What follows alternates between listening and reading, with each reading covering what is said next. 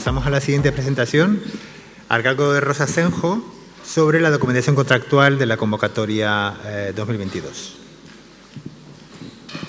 Pues buenos días a todos y es una alegría veros de nuevo en persona. En esta presentación lo que vamos a hacer es dar un repaso para todos aquellos que conocen ya el programa pero vienen, digamos, de nuevas en K171 y también para los nuevos de K131, que puede haber algunas instituciones o algunas personas que no conozcan las bases de la documentación contractual. Nos vamos a ocupar de ver qué niveles de relación contractual existen, cuál es la estructura del convenio de subvención, algunos puntos importantes de la gestión de la documentación contractual. Haremos un pequeño resumen de las novedades principales que conlleva esta nueva convocatoria 2022 y, por fin, algunos aspectos del anexo 6 en concreto. En cuanto al convenio de subvención, ya en la guía del programa se indica que una vez que selecciona un proyecto que se ha presentado, la Agencia Nacional y el solicitante firman un convenio de subvención. Cuando lo firman, el solicitante pasa a ser beneficiario.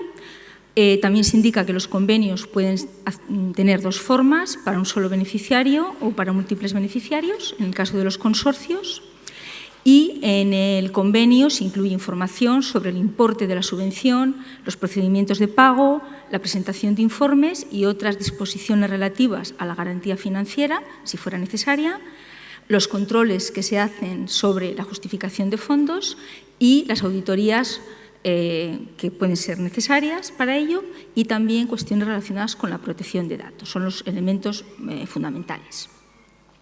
En cuanto a los niveles de relación contractual, no han cambiado, evidentemente. Los que nos interesan en esta situación son aquellos que se establecen entre la Agencia Nacional y el beneficiario, o entre el beneficiario y el participante, que incluyen relaciones entre beneficiarios y relaciones entre beneficiarios como organizaciones de envío, los participantes y las organizaciones de acogida.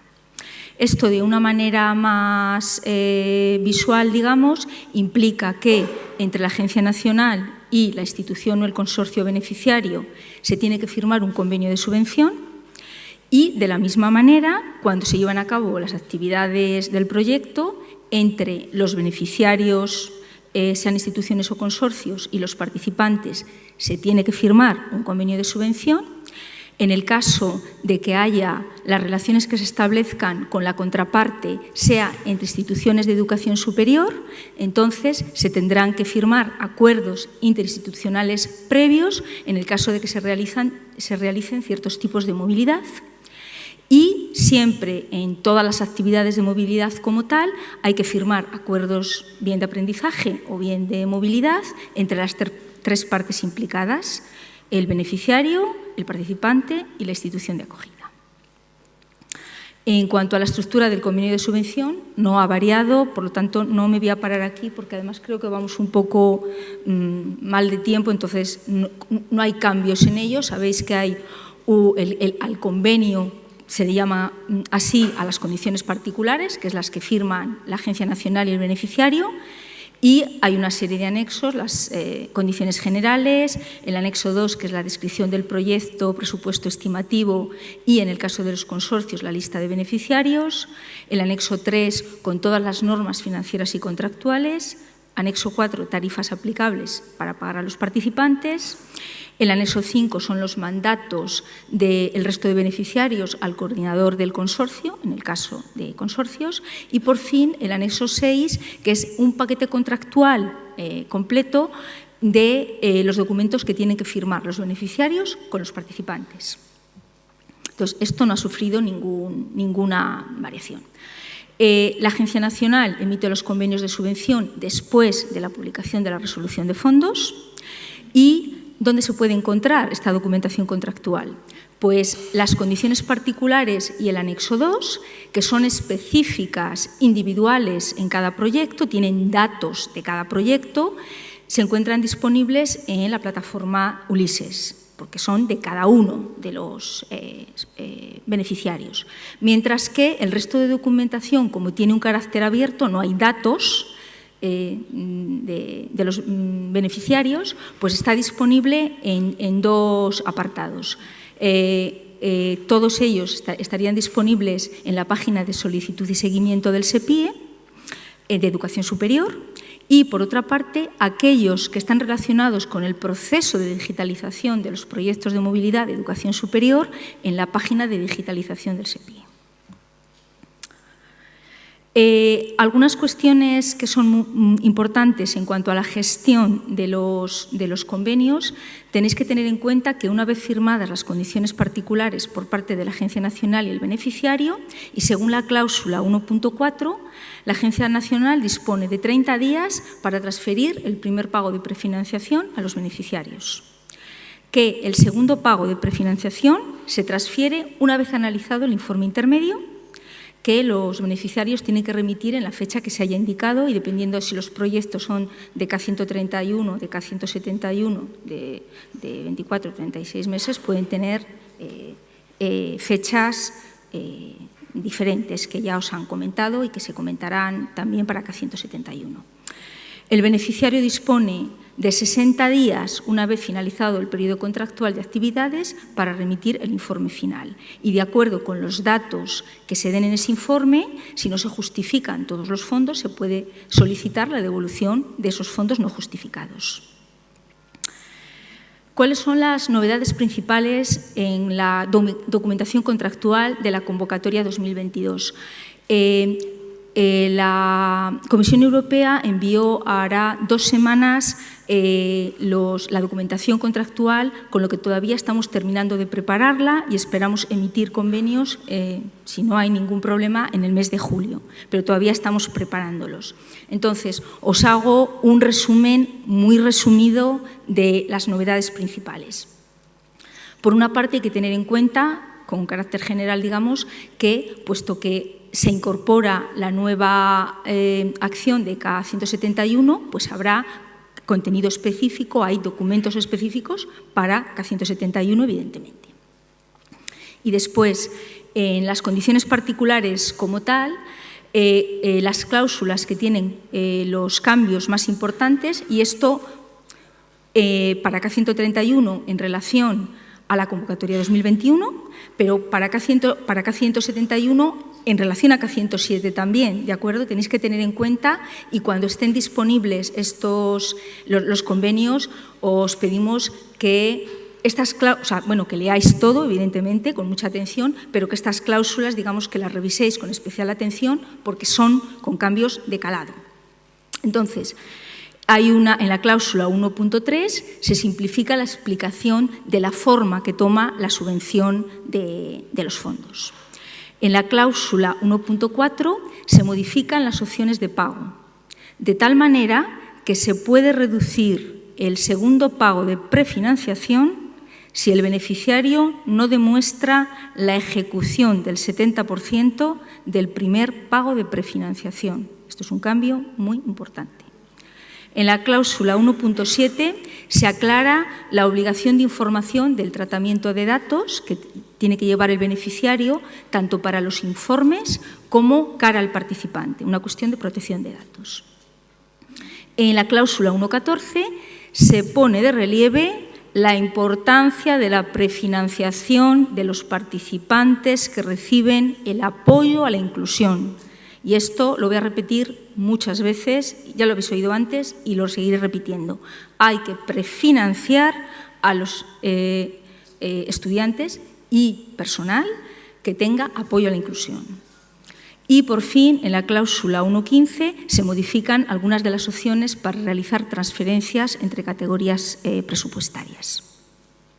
Para aquellos que han tenido K131 en la convocatoria 2021, que sepáis que desaparece la cláusula que contenía especificaciones sobre OLS. Eso no significa que no sea obligatorio utilizar la plataforma, sino que no se recoge en las condiciones particulares. Veremos dónde se recoge.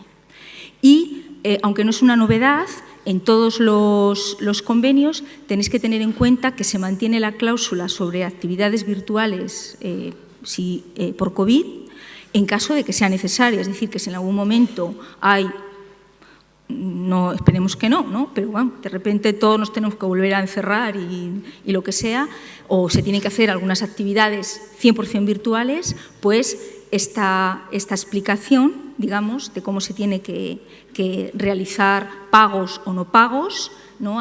Por ejemplo, a los participantes, etcétera, se recoge en esta cláusula que es la última del convenio de subvención. Otro anexo que tiene también algunas novedades importantes es el anexo 3 de las normas financieras y contractuales.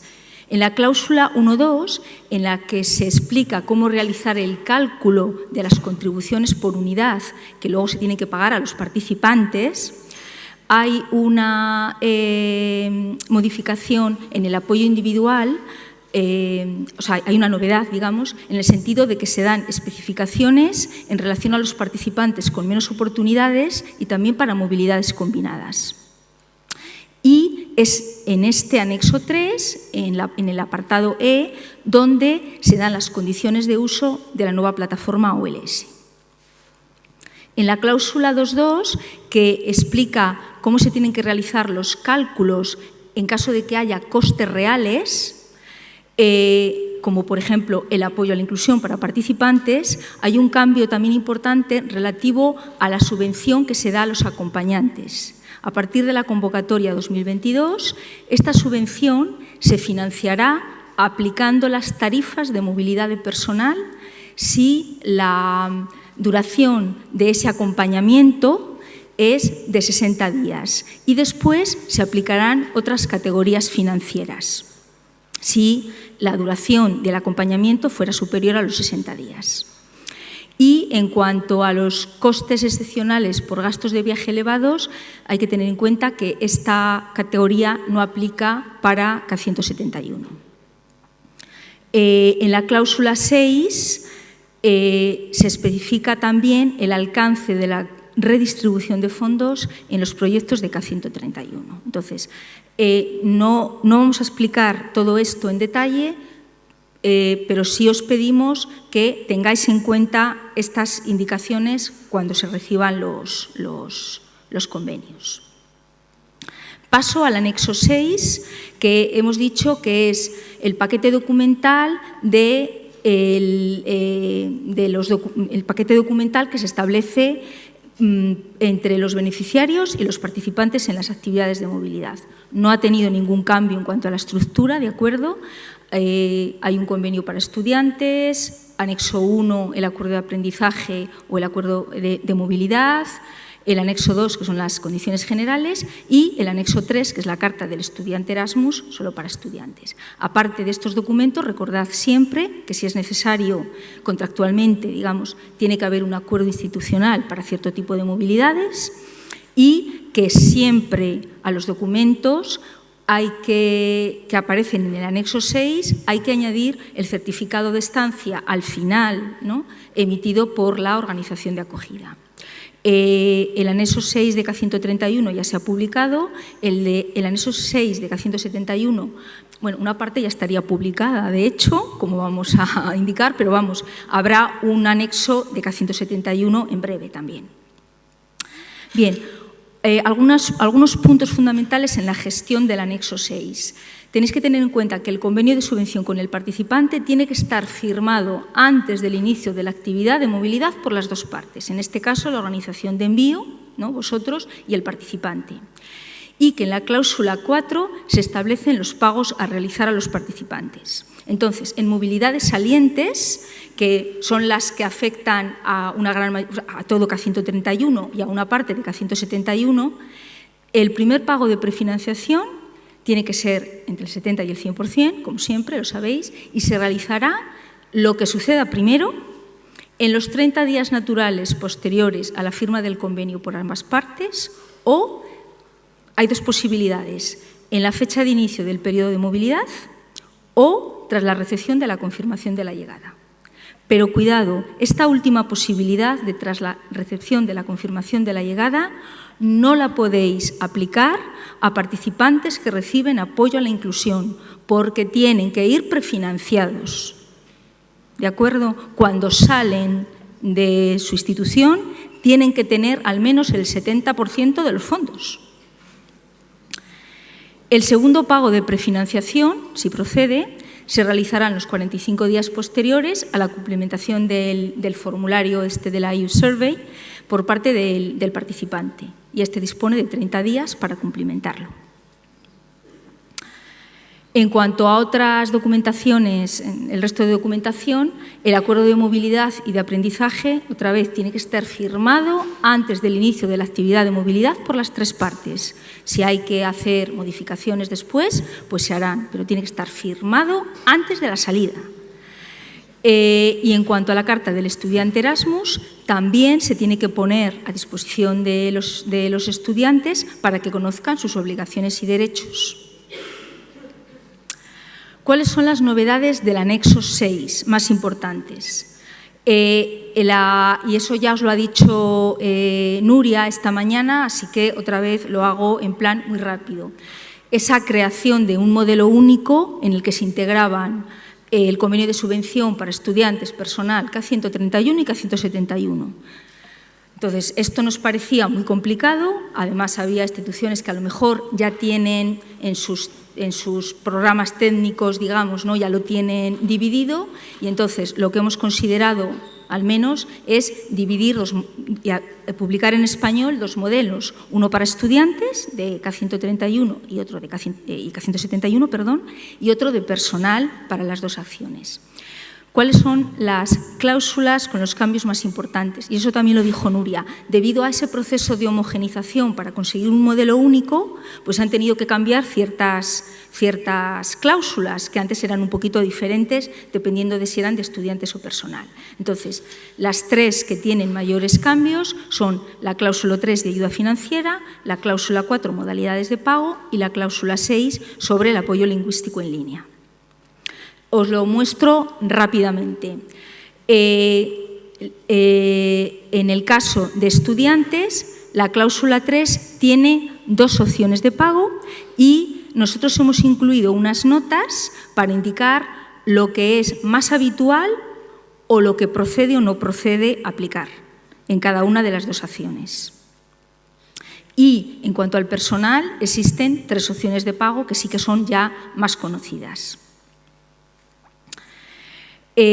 Otra cláusula que ha sufrido cambios es la de modalidades de pago, como decía. Antes os he puesto, porque es importante para la gestión de los convenios, la de pago, ¿de acuerdo? Para movilidad saliente, que es lo que os he dicho antes, pero también para movilidad entrante, pues en el caso de K171 se indica que el participante recibirá el apoyo individual y de viaje si procede en tiempo y forma después de su llegada. Y una de las novedades de esta convocatoria es no ya el hecho de que haya una nueva plataforma, sino que el personal de K131 y K171 utilizará, si lo necesita, la plataforma de apoyo lingüístico, la nueva plataforma de apoyo lingüístico OLS, y está incluido en el convenio de subvención. ¿De acuerdo? Se indica que el participante podrá realizar la evaluación en línea en la lengua de su movilidad y después podrá realizar cursos, en el caso del personal. La novedad, digamos, desde el punto de vista de los estudiantes, es que K171 también tendrá acceso, los estudiantes de K171 también tendrán acceso a la nueva plataforma OLS, y para K131, sobre todo, para que distingáis a la antigua plataforma y la nueva plataforma, es que la evaluación previa con carácter obligatorio que hacían los estudiantes solamente tiene ese carácter de previo obligatorio para estudiantes con movilidades de 14 días o más. El resto de estudiantes lo harán, pero no necesariamente, obligatoriamente, previamente a las actividades de movilidad. ¿De acuerdo? Por otra parte, ya desde la convocatoria 2020, pero lo he querido resaltar, no existe evaluación final obligatoria. Eso finalizó hace mucho, olvidaros de ello. Por otra parte, es que de hecho la evaluación la harán con carácter previo obligatorio los estudiantes de 14 días o más de movilidad y el resto, cuando lo hagan, lo antes posible, pero no obligatoriamente con carácter previo, se podrá realizar tantas veces como se quiera para ver la progresión que se tiene. Pero no tiene ningún valor contractual, ¿de acuerdo? No pasa nada. Y también se podrán realizar cursos en todas las lenguas disponibles, ¿no? Luego hablaré un poquito de OLS, entonces os daré algún dato.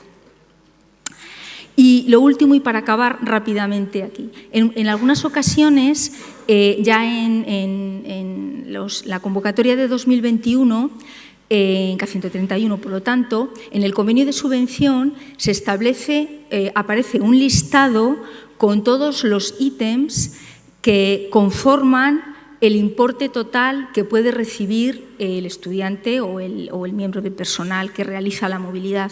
Y en algunas ocasiones nos habéis preguntado qué significa, o sea, hay dificultades a veces, ¿no?, para decidir qué ítem hay que marcar.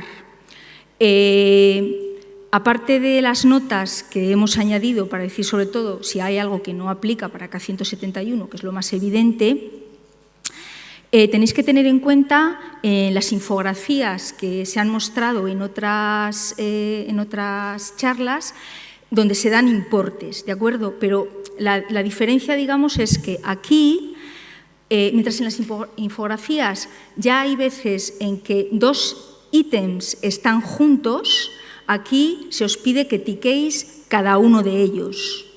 Entonces, hay para estudiantes hasta 10 tics, ¿no?, que tenéis que hacer, el importe base, las ayudas adicionales, los días adicionales de viaje si existen, si tenéis costes excepcionales, apoyo a la inclusión. Entonces, no me voy a parar en ello, pero si queréis consultarlo cuando se publique las presentaciones, hemos hecho una tablita donde os explicamos por cada uno de esos 10 ítems cuál es la traducción que tienen en inglés también, por si tuvierais que utilizarlo en alguna movilidad, por ejemplo, de personal invitado, de empresas o alguna cosa así, y os explicamos si aplica o no aplica en cada una de los estudiantes de K131, de K171, personal, K131 y K171. Yo no me voy a parar en ello porque es muy tedioso y en cualquier caso pues, es sencillamente tener en cuenta las tarifas que hay, ¿de acuerdo? Pero de una manera gráfica para que lo vierais, pues si aparece una cruz es que no aplican ese ítem en particular. Por ejemplo, para poner un ejemplo muy rápido, ¿no?, pues la ayuda adicional en actividades de prácticas, pues solamente es para K131 estudiantes, el resto no lo puede marcar, punto. ¿De acuerdo? Y sí que se indica pues, cuál es el importe que se tiene que pagar. Entonces, está también recogido en la tabla todo lo que tiene que ver con la ayuda adicional por viaje ecológico, esos 50 euros que se pueden dar a los estudiantes que no reciben apoyo de viaje, se indica cuáles reciben apoyo de viaje y también recogemos el apoyo individual adicional en días de viaje que puede transformarse, no digamos, en 2 o 4 días, dependiendo de si es viaje estándar o ecológico, que se suma al apoyo individual que se recibe. Y en el caso de costes reales, pues los costes excepcionales por gastos de viaje elevados, quién lo puede recibir o no, y el apoyo a la inclusión, que ese sí que está abierto para todos, que pueden ser hasta el 100% de los gastos subvencionables. Entonces, en esa tabla, en un momento determinado, si tenéis dudas, podríais ver, ¿no?, a la hora de realizar, de ticar esos ítems, si tenéis alguna duda, podéis consultar esta tabla y ver exactamente a qué se está refiriendo. Y por mi parte... Muchas gracias, Rosa.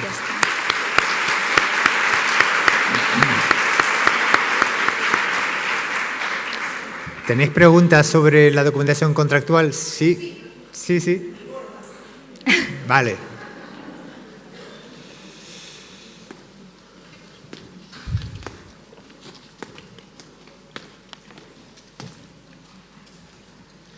¿Por aquí? A ver. Sí, era una pregunta muy... se me oye. Una pregunta muy sencilla. He entendido que estudiantes y personal entrante de K171 se les ofrece OLS, tienen la obligación de aceptarlo, pero digamos de no hacer la evaluación final o ¿cómo? Es que estoy un poco verde en el, Ahora os hablo de en OLS. el tema del OLS. Ahora ¿vale? os hablo de OLS. De acuerdo.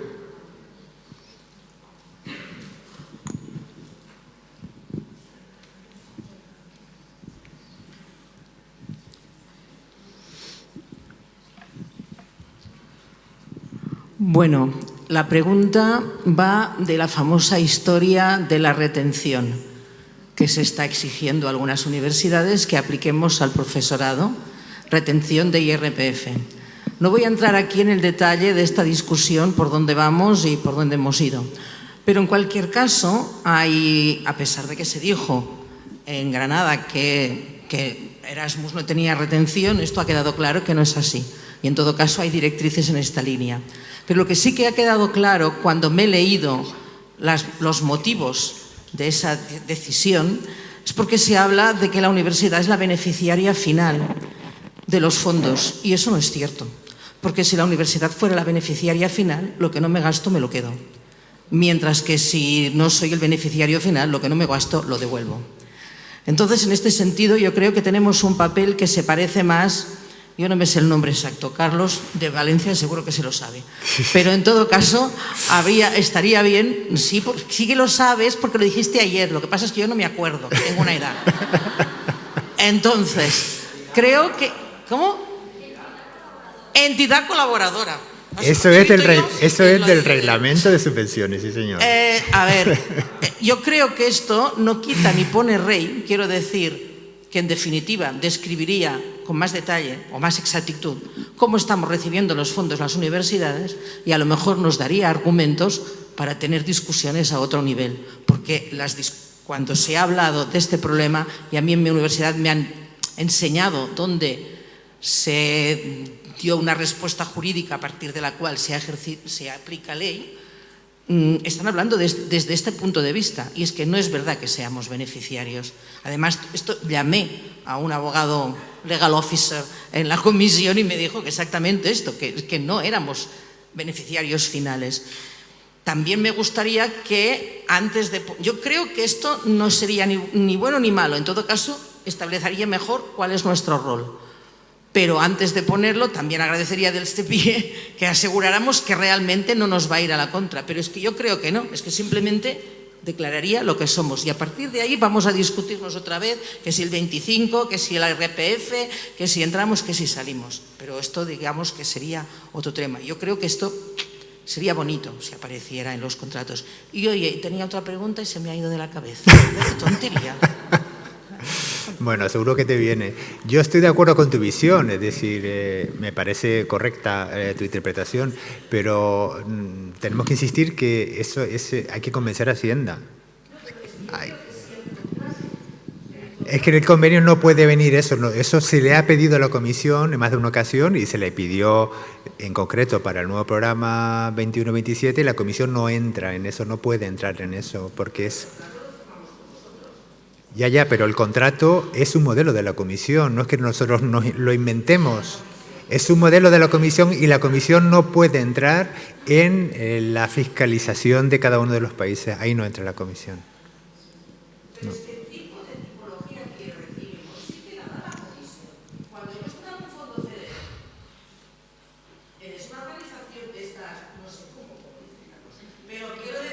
Dale el micrófono porque hay gente que está en streaming y no te oye. No, yo lo que digo es que no es cierto que la Comisión contempla este tipo de circunstancias. Y en todo caso, ponerlo ahí, que es, no estoy hablando, es que es añadir. ¿Qué quiere decir esto? De la misma manera que estamos traduciendo otras cosas. ¿Qué quiere decir el tipo de contrato que tenemos? Y si no, les contamos a la comisión que, oye, que somos el tercer país enviando y el primero recibiendo. O me pone esta nota o no recibo a nadie. A ver. Yo creo que en la guía del programa sí que se indica más o menos así. En la guía del programa se dice que es un beneficiario y que es un participante. Yo creo que está bastante claro en la guía del programa, ¿eh? Pues chicos, habrá que montar un dossier para tributarios. Que, no sé. Venga, vale, lo dejamos ahí. Venga, otra pregunta. Hola, buenas. Rosa, gracias por tu exposición. Y te quería hacer una pregunta respecto a los cambios en las condiciones particulares, en concreto a la 1.4 sobre la presentación de los informes y del pago. No me quedó claro el tema de que aquí dice se modificarán las opciones de pago de tal manera que se puede reducir el segundo pago de prefinanciación si el beneficiario no demuestra la ejecución del 70% del primer pago. Nosotros, al menos en el K107, estamos presentando el informe intermedio cuando tenemos una ejecución superior al 70%. No. ¿Va por ese lado? No. No, eso ha cambiado. Ha cambiado para sorpresa nuestra porque, bueno, lo hemos recibido sin, digamos, notificación previa por parte de la Comisión y nos está sorprendiendo a la propia Agencia Nacional y estamos en conversaciones con ellos para ver si lo aclaran mejor. Eso significa que ha desaparecido la posibilidad de presentar un segundo informe intermedio. Es pues lo que esto significa. Es un problemón, ¿no? Y es un problemón, efectivamente. Y nosotros estamos viendo con la Comisión la razón de haber eliminado esa posibilidad, porque no entendemos por qué se ha hecho. Y estamos en ello. Es decir, lo hemos puesto tal y como lo tenemos ahora mismo está así, es decir, ha desaparecido la posibilidad de presentar un segundo informe intermedio y lo que dice esa cláusula es que si en el informe intermedio, si tú dices que te has gastado menos del 70%, se te reduce el segundo pago de prefinanciación. Claro, no, lo que quería comentar es que en nuestro caso al menos, y me imagino que muchas universidades están con nosotros, según la última reunión que tuvimos virtual, la mayor parte de la ejecución de las movilidades se hacen casi al final del proyecto. Sí, somos Entonces, conscientes claro, de eso. Si la temporalidad de presentación del informe intermedio primero será como ahora, nosotros al menos salimos muy perjudicados. Vosotros y muchas, sí. ¿La fecha se cambiará del primer informe del primer intermedio? Eso ¿Saben? no lo hemos decidido todavía. Todavía no saben. No. Ojalá que sí, ¿eh?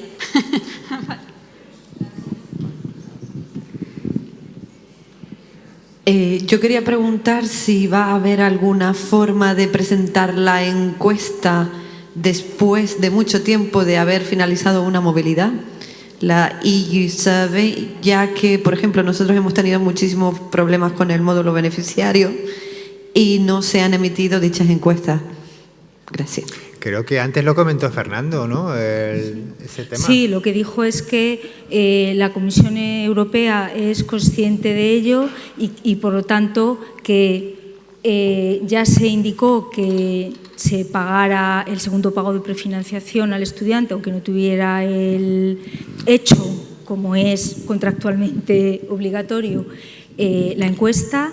Y que si se podía hacer después, cuando estuviera disponible, que lo hiciera, y si no se puede, pues no se puede, y es consciente de que habrá un número de informes finales que no estarán realizados, sí. ¿Más preguntas? Sí, 2, 3. Si he entendido bien, a partir de ahora, del proyecto 22, tendremos la obligación de hacer el pago de prefinanciación de 70% a los participantes desfavorecidos. Bueno, a todos. No. El primer pago de prefinanciación se tiene que hacer el 70% a todos. Sí, pero antes del inicio de la movilidad, quiere decir. Sí. A los estudiantes que reciban apoyo a la inclusión, es decir, los estudiantes con discapacidad.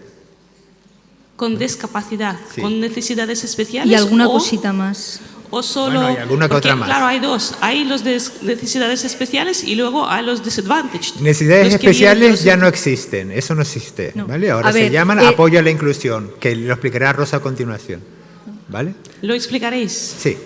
Luego, vale, gracias. Sí.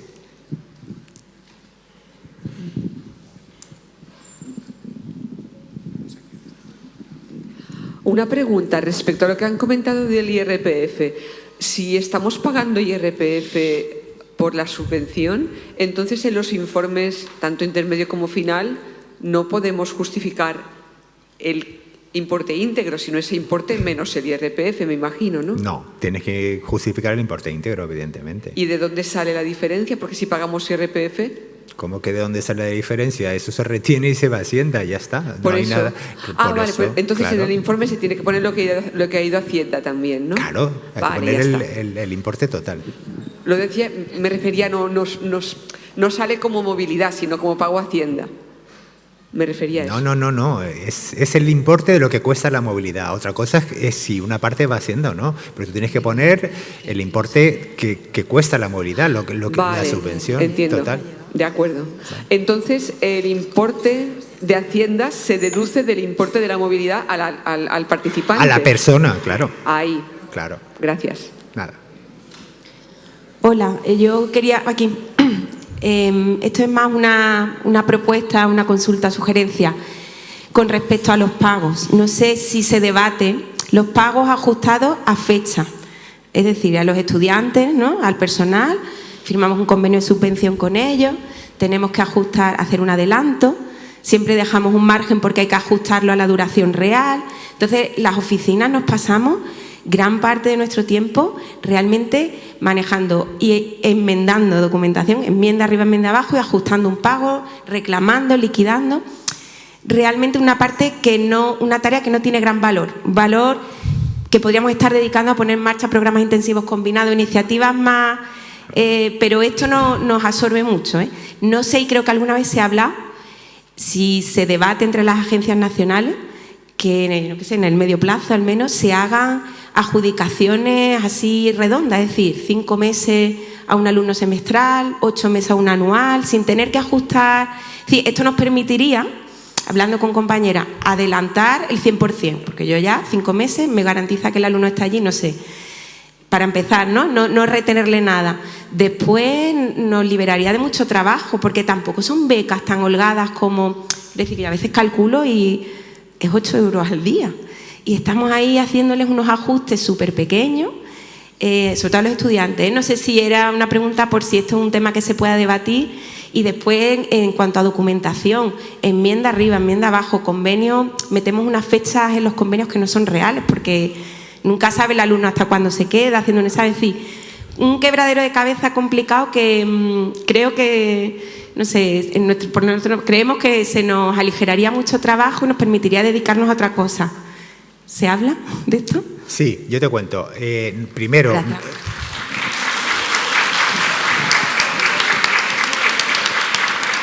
Primero, no hay que hacer tanta enmienda, ¿eh? Es decir, un cálculo de la subvención final no es necesario hacer una enmienda para calcular cuánto le corresponde finalmente al estudiante.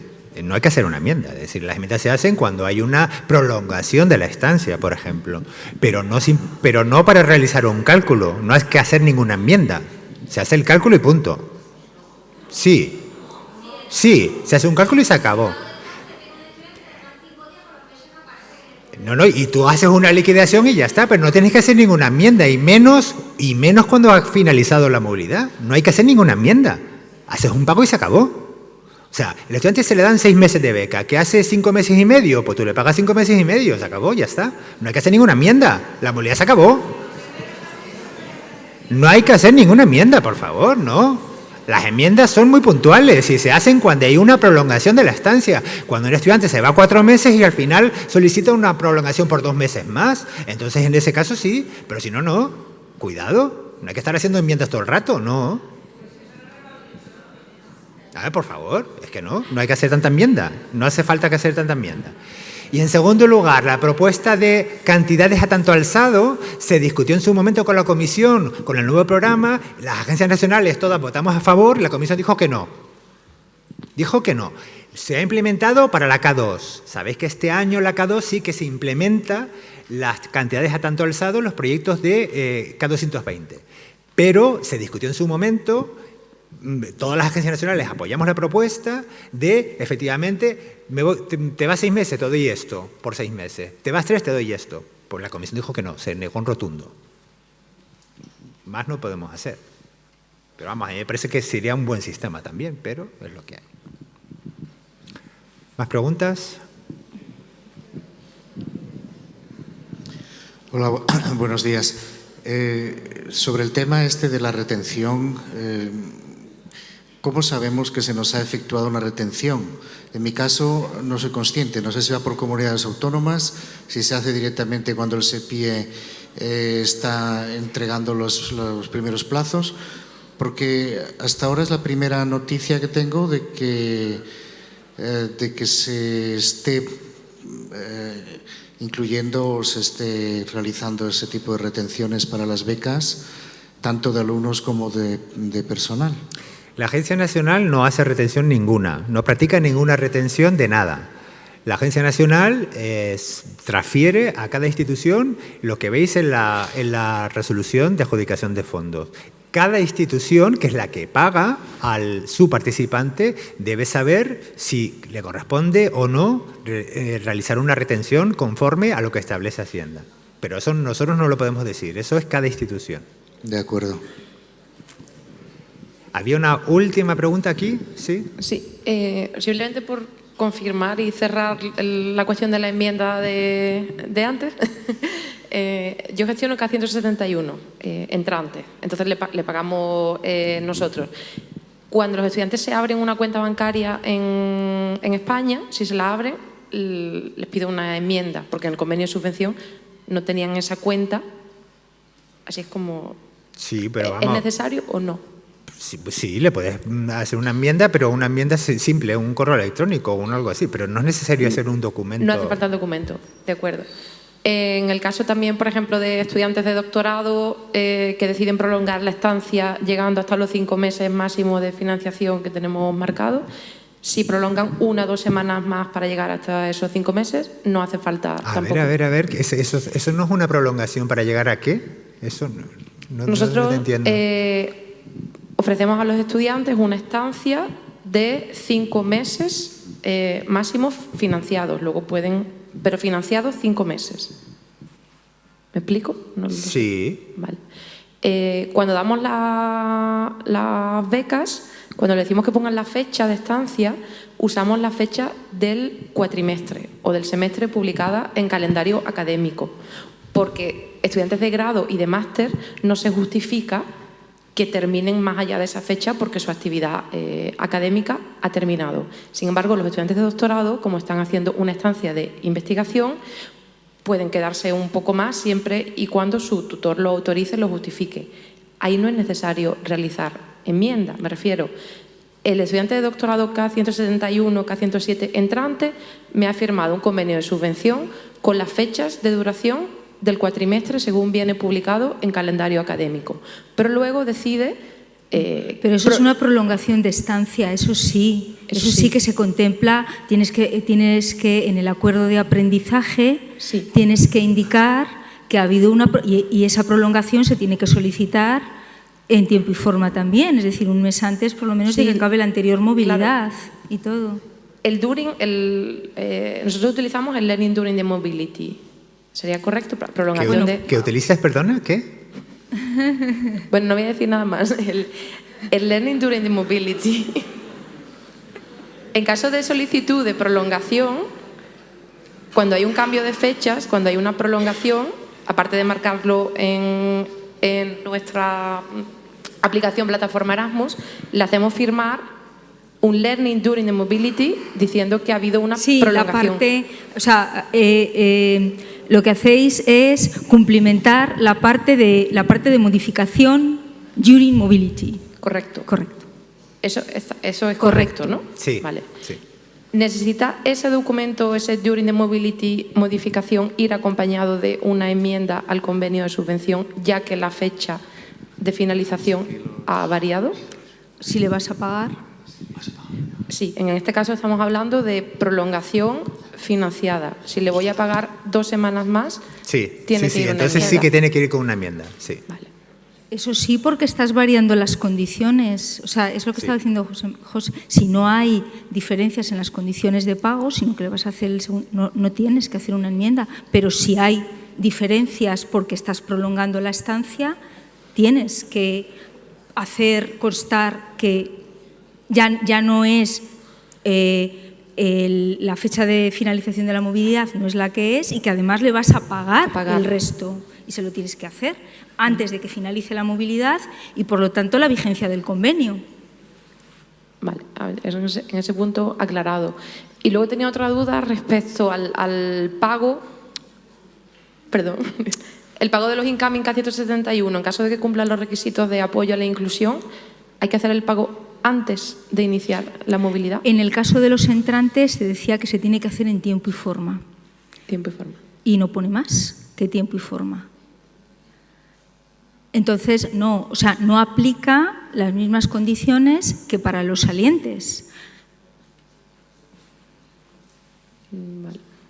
Es que mi pregunta es, hay participantes que cumplen con esos criterios de inclusión que van más allá de la discapacidad y que dicen, me gustaría participar en el programa, pero no tengo los medios para llegar a España, etcétera, etcétera. Pues habrá que, pues en ese caso, como la novedad de K100, o sea, la cuestión de inclusión y diversidad en K171 tiene unas especificidades un poco distintas, ¿no? Porque en ocasiones los estudiantes provienen por ejemplo, con situaciones que es muy difícil documentar, a lo mejor, o en idiomas que no conocemos y por lo tanto necesitamos saber que lo que se dice es correcto, etcétera, etcétera, pues sí que os vamos a pedir que si son participantes susceptibles de recibir el apoyo de menos la ayuda adicional de menos oportunidades, que antes de nada nos lo consultéis para ver qué pasa.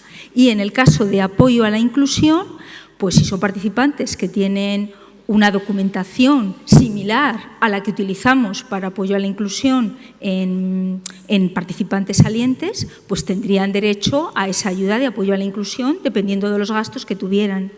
Vale. Y esa ayuda se le da directamente al participante, no al socio. Esa ayuda se gestiona directamente con él. La ayuda al participante se le da al participante, entiendo, ¿no? Al socio no le das nada, eso es del participante. Pero en cualquier caso tú le puedes proveer de los servicios, no darle la ayuda. O sea, también le puedes proveer el servicio, le puedes proveer, pagarle directamente tú el viaje para que se desplace y no tenga que adelantar nada. De acuerdo. ¿Vale? Y de todas formas ahora vamos a hablar de inclusión, ¿vale? En la siguiente presentación de Rosa.